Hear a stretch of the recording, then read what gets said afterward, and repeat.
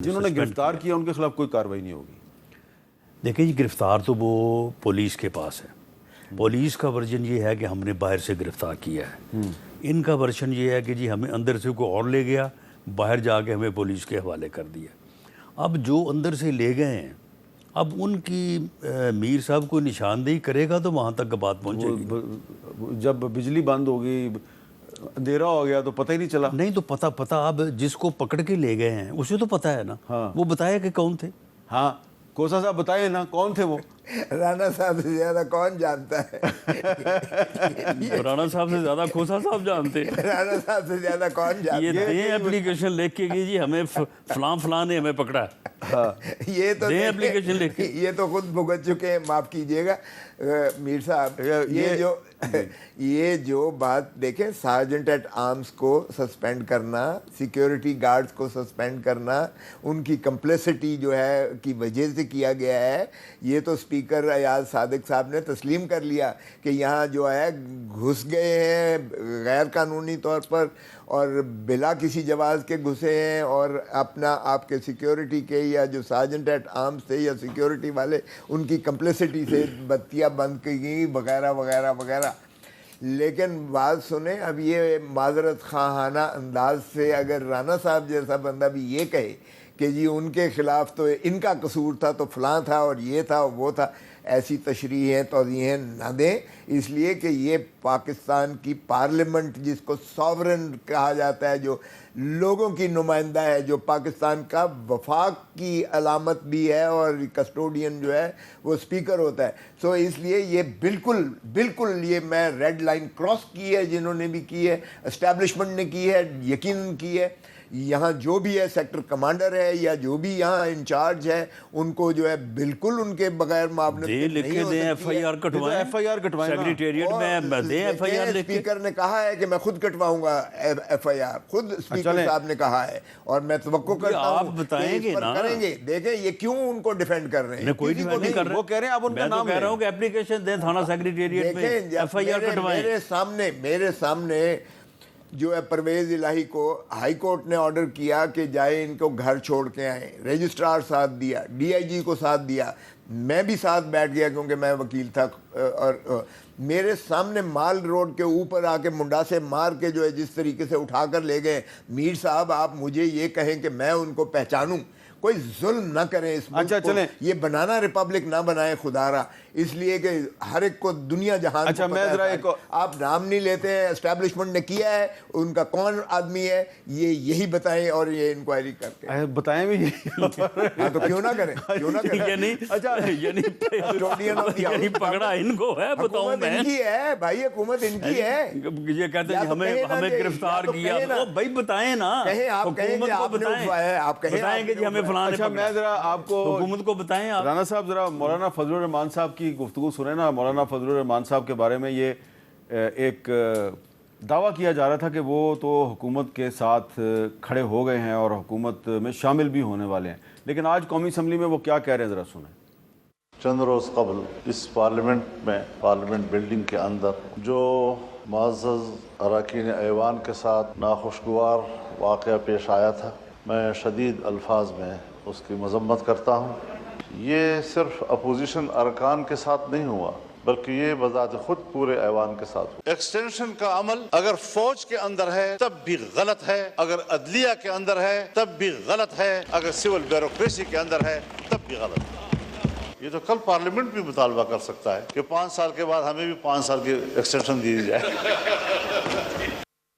تو رانا صاحب وہ اب ارکان پارلیمنٹ کی گرفتاری سے بھی آگے چلے گئے ہیں، وہ تو ایکسٹینشن کی بھی انہوں نے مخالفت شروع کر دیا، تو اس کا مطلب ہے کہ اگر کوئی آئینی ترمیم آتی ہے تو مولانا تو اس کو سپورٹ نہیں کریں گے؟ نہیں تو وہ آئینی ترمیم کوئی ایکسٹینشن کی تو کوئی نہیں لانے جا رہا۔ ججز کی تعداد میں اضافے کی اگر آتی ہے، وہ تو قانون میں، وہ تو ایکٹ ہے، وہ کانسٹیٹیوشن میں اسٹینڈنگ کمیٹی کو چلا گیا نا، ججز کی تعداد بڑھانے کے لیے کانسٹیٹیوشن امینڈ نہیں کرنا پڑے گا، وہ ایکٹ ہے، وہ تو قانون سازی ہوگی۔ تو باقی مولانا صاحب نے اس کے بعد بھی کافی لمبی تقریر کی ہے، اگر اس کا بھی آپ بغور جائزہ لے لیں تو پھر آپ کا نقطہ نظر میرا خیال ہے کہ اس کو آپ کو ریویو کرنا پڑے گا۔ تو وہ جو آپ نے بغور جائزہ لیا اس کے مطابق مولانا صاحب ان کے ساتھ نہیں؟ مولانا صاحب جو ہیں وہ ٹھیک ہے، ان کا ایک اپنا موقف ہے، لیکن ان کا موقف وہ نہیں ہے جو پی ٹی آئی کا موقف ہے یا سنی تحریک کا موقف ہے، وہ ہمارے موقف کے زیادہ قریب ہیں۔ وہ میں سننا چاہ رہا تھا وہ، لیکن مولانا صاحب کی تقریر بھی آج درمیان سے غائب ہو گئی تھی پی ٹی وی پہ، ظاہری بات ہے پھر غائب ہو گئی۔ لیکن کھوسا صاحب آپ نے تو سنی نا ساری، آپ تو ہاؤس میں بیٹھے ہوئے تھے، بالکل۔ تو رانا صاحب کے خیال میں وہ مولانا صاحب کی ویو لینتھ وہ نہیں ہے جو آپ سمجھ رہے ہیں؟ دو ٹوک انہوں نے کہہ دیا کہ ایکسٹینشن ان ایج نہیں ہوگی، وگرنہ ہم اپنی بھی 5 سال کی جو ہے ایکسٹینشن اپنی بھی ٹینیور کی کرا سکتے ہیں۔ تو یہ تو دو ٹوک ان کا موقف جو ہے انہوں نے نگیٹ کر دیا۔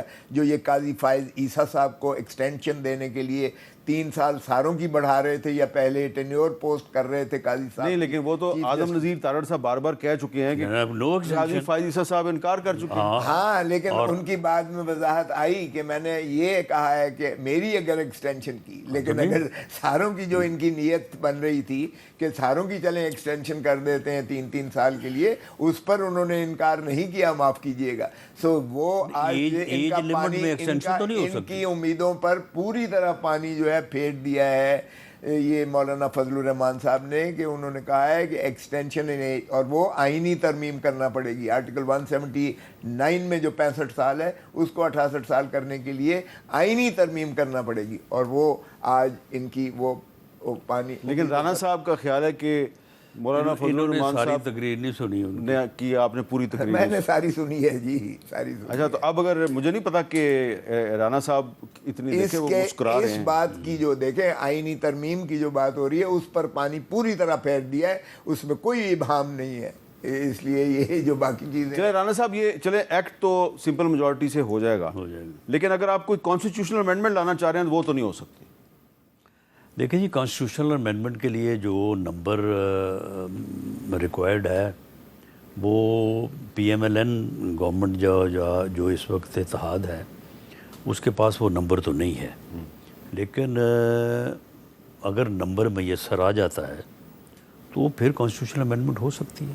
اچھا، تو وہ کانسٹیٹیوشنل امینڈمنٹ پھر یہی ہوگی؟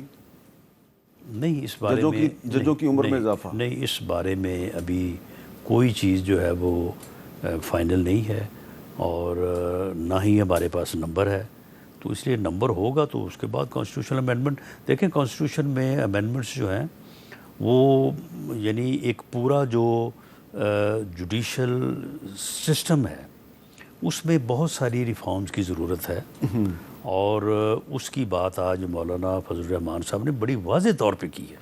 اب مجھے نہیں پتا کہ کھوسا صاحب نے کیوں انہوں نے کہا ہے نظام بدلو، تو اس چیز سے نہیں کام ہوگا، یہ جو آپ ایکسٹینشن کر رہے ہیں کل کو ہم بھی اپنی ایکسٹینشن کروا سکتے ہیں، یہ اس کا کیا مطلب ہے؟ ریفارمز کی جو بات کی ہے، تو جوڈیشل ریفارمز جو ہے یہ تو اس وقت تقاضا ہے عصر حاضر کا، اور وہ کانسٹیٹیوشنل امینڈمنٹ کے ذریعے ہو سکتا ہے، لیکن جو اور اس میں بہت کچھ ہو سکتا ہے۔ لیکن آصف زرداری صاحب اور پھر وزیر اعظم شہباز شریف صاحب جب گئے تھے مولانا صاحب کے پاس تو ان کو یہ درخواست کی تھی کہ آپ پلیز ہماری حکومت میں شامل ہو جائیں، اس کے لیے تو وہ تیار نہیں ہوئے ابھی تک۔ نہیں، حکومت میں شامل ہونے کی تو ان سے بات نہیں ہوئی، لیکن جو ان کا اس وقت اپوزیشن میں ان کا یہ موقف ہے، وہ اس وقت بھی ہے، آج بھی ان کی تقریر میں یہ بات شامل تھی کہ جی ہم جو ہے ایشو ٹو ایشو، اگر کوئی حکومت بات اگر درست کرتی ہے تو ہم اس کے ساتھ ہیں، اور اگر